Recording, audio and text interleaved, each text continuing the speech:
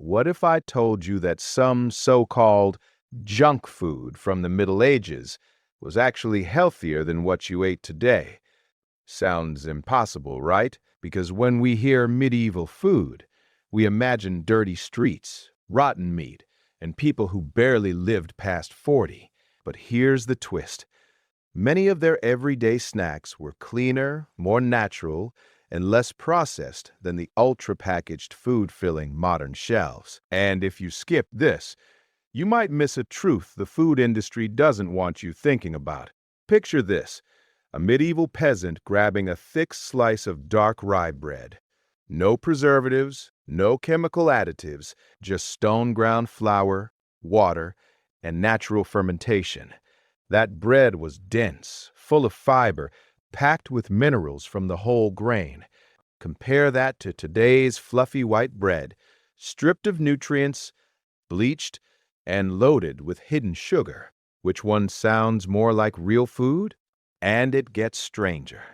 Medieval street food often meant pottage, a slow-cooked mix of barley, beans, onions, herbs, sometimes bits of meat. It simmered for hours over fire. Everything went in fresh, nothing ultra-processed. It was cheap, filling, and surprisingly balanced in nutrients. Today, cheap fast food is engineered in labs to hit your brain's pleasure centers. High salt, high sugar, high fat, designed to make you crave more while giving your body less.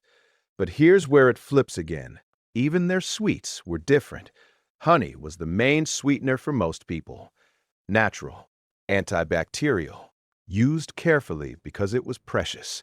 Compare that to modern desserts packed with refined sugar and high fructose syrups that spike blood sugar and leave you crashing hours later. Medieval people didn't have endless access to sweetness, so their bodies weren't constantly fighting insulin spikes the way many are today. Now you might be thinking, but they didn't have nutrition science.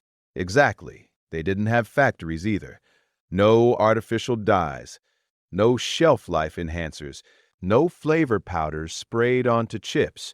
Food spoiled quickly, which meant it had to be real. Fresh vegetables from small gardens, fermented cabbage and turnips for winter, aged cheese made with simple cultures, even ale, yes, ale, was often safer than water and brewed with basic ingredients. Water, grain, yeast, low alcohol, rich in calories, sometimes even containing B vitamins from the brewing process. Not exactly the sugary cocktails lining modern bars. And here's another twist that might surprise you. Portion control wasn't a diet plan. It was life. You ate what was available. Seasons decided your menu. Winter meant preserved roots and grains. Summer meant greens and berries. That natural cycle gave the body variety across the year, something modern diets often lack when strawberries are available in December and snacks are available 24/7. But let's be honest, medieval life was brutal. There were famines. There were deficiencies. Not everything was healthier. So what's the real point? The shocking truth is this. While medicine and hygiene have massively improved, our everyday relationship with food has shifted toward convenience over quality. Medieval junk food wasn't junk in the way we define it now. It was simple, local, minimally processed. Today, many foods are built for profit, engineered for addiction, and designed to last months on shelves instead of nourishing your body in the moment. And here's the final reveal. The secret wasn't that medieval people had superfoods. It's that they didn't have ultra-processed foods. Their bread fermented naturally. Their soup simmered slowly. Their treats were rare and valued. In trying to modernize everything, we may have stripped food of the very things that made it nourishing. So next time you grab something labeled healthy from a shiny package, ask yourself, is this closer to a medieval kitchen or a laboratory? Because the biggest lesson from the past isn't about going backward, It's about remembering that sometimes simpler isn't primitive, it's powerful. Now, here's where the story gets even more uncomfortable. Because if medieval junk food was often simpler and cleaner, what exactly changed? And when did food stop being food?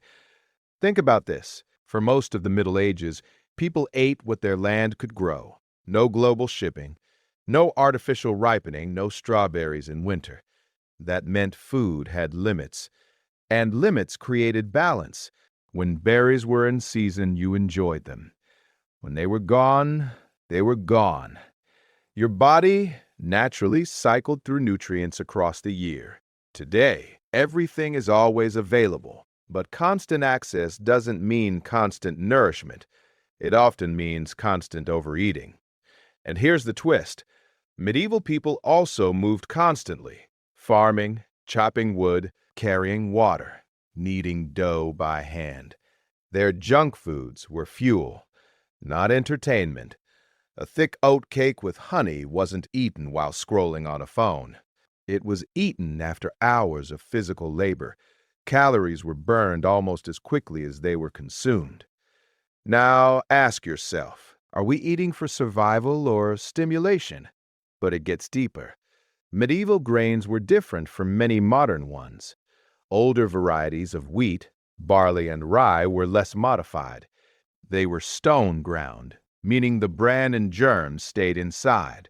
That meant more fiber, more micronutrients, slower digestion. Modern roller milling, developed centuries later, strips those parts away for longer shelf life and softer texture. Soft sells better, but soft often means less satisfying, which means you eat more. See the pattern? Then there's fermentation, something medieval kitchens relied on without even calling it a health trend. Sourdough bread, fermented vegetables, aged dairy. These processes broke down anti-nutrients and improved digestion and supported gut bacteria. Today, scientists talk about the microbiome like it's a new discovery. Back then, fermentation was survival. No refrigeration meant you had to preserve food in ways that accidentally boosted health. But here's the emotional beat. Medieval life expectancy was low, right? So, how can we say their food had benefits? The key detail most people miss is that average life expectancy was dragged down by infant mortality, infections, and violence. If someone survived childhood, they could live much longer than people assume. Food wasn't perfect, but chronic lifestyle diseases like type 2 diabetes, obesity epidemics, and ultra-processed food addiction, those were rare compared to today's scale. That doesn't mean medieval times were healthier overall. It means our modern food environment created new problems they never faced. And now comes the part nobody likes to admit. Many foods labeled low-fat, diet, or high-protein today are heavily engineered. Emulsifiers, stabilizers, artificial sweeteners, long ingredient lists you can't pronounce. Medieval junk food had short ingredient lists because it had no choice. If you can't grow it, raise it, or trade locally for it, you don't eat it. Simple. And simplicity protected them in ways they didn't even understand. Here's another twist. Meat back then was often leaner. Animals roamed more. They weren't raised in massive industrial systems with rapid fattening cycles. Even dairy came from animals grazing on diverse plants, which changed nutrient profiles. Today, scale and speed dominate production. Efficiency increased. Cost dropped. But something else shifted too. Flavor intensity without nutrient density. Food became hyper-palatable, designed to override fullness signals. Medieval food could be rich, yes, but it wasn't chemically optimized to keep you eating past comfort. So what's the real lesson here? It's not that we should romanticize the Middle Ages. They struggled. They suffered shortages. They faced hunger, but their junk food was closer to whole food than much of our everyday convenience food now. Their bread took time. Their soups took patience. Their sweets were occasional. Scarcity created moderation. And here's the powerful reveal. Modern health problems are not just about what we eat, but about how food is engineered, marketed, and consumed. Medieval people ate imperfect food in an imperfect world. We eat technologically perfected food in a world of abundance, yet rates of diet-related illness continue to rise. That contrast should make you pause, so maybe the real shock isn't that medieval junk food was healthier. The shock is that progress gave us abundance, but quietly removed natural boundaries. When food became unlimited, ultra-processed, and constantly available, our biology, which evolved for scarcity, never fully adapted. And that's the final takeaway. The Middle Ages don't offer a blueprint for modern living, but they offer a mirror, a reminder that real ingredients, slow preparation, seasonal eating, fermentation, and moderation weren't trends, they were normal. And sometimes the biggest innovation isn't adding something new, it's removing what never belonged on the plate in the first place. And now we reach the part that changes everything. Because if medieval junk food was often simpler, more natural, and less engineered, then the real question isn't what they ate, it's what we lost. Think about this carefully. Medieval people did not snack the way we do. There were no vending machines, no midnight food delivery, no brightly packaged temptations waiting at every corner. Eating was an event, not a background activity. When food was prepared, it demanded time, grinding grain, stirring pottage, baking dense loaves in communal ovens. That effort alone created awareness. Today, food appears instantly. One click, one beep, one wrapper torn open. Convenience feels like progress. But what did convenience replace? Attention. And here's the twist. Medieval taste buds were not constantly bombarded. Modern food scientists talk about the bliss point, the perfect combination of sugar, fat, and salt that keeps you reaching for another bite. Medieval cooks weren't calculating bliss points. Their meals were flavorful, yes, full of herbs and slow-cooked depth, but they weren't chemically engineered to override your body's stop signals. So, when you were full, you stopped. Now ask yourself honestly, how often do we eat past fullness today simply because the flavor doesn't let go? But here's something even more surprising. Fasting was normal. Not as a trendy wellness challenge, not as a social media experiment. It was part of religious life, especially across Christian Europe.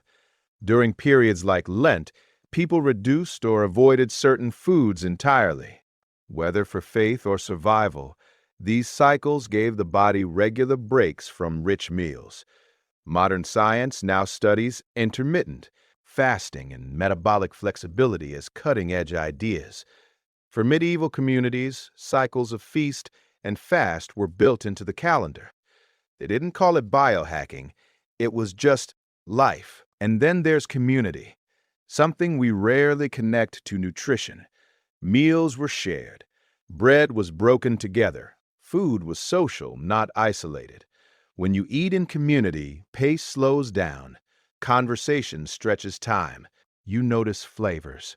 You feel satisfaction differently.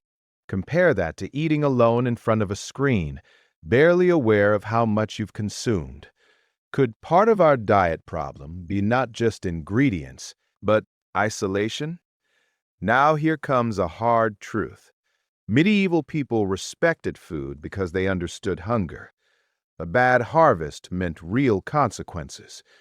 That awareness created gratitude. Waste was minimal. Bones became broth. Stale bread became porridge. Leftovers were reinvented. Today, massive amounts of food are discarded daily. Abundance removed urgency, and when something feels unlimited, it feels less valuable But here's another emotional turn. We often assume modern equals superior in every way. And yes, we have refrigeration, safety standards, nutritional research. These are powerful advancements. But technology also allowed food to detach from nature.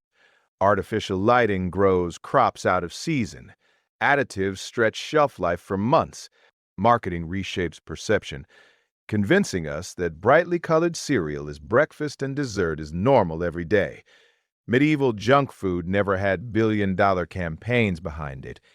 It was humble. It was local. It didn't need to be addictive to survive in the market. And now we face the biggest reveal of all. The medieval world didn't design food for maximum profit. It designed food for survival. Modern systems often reverse that priority. When shelf stability and sales numbers dominate, nutritional quality can become second, airy. That doesn't mean all modern food is harmful.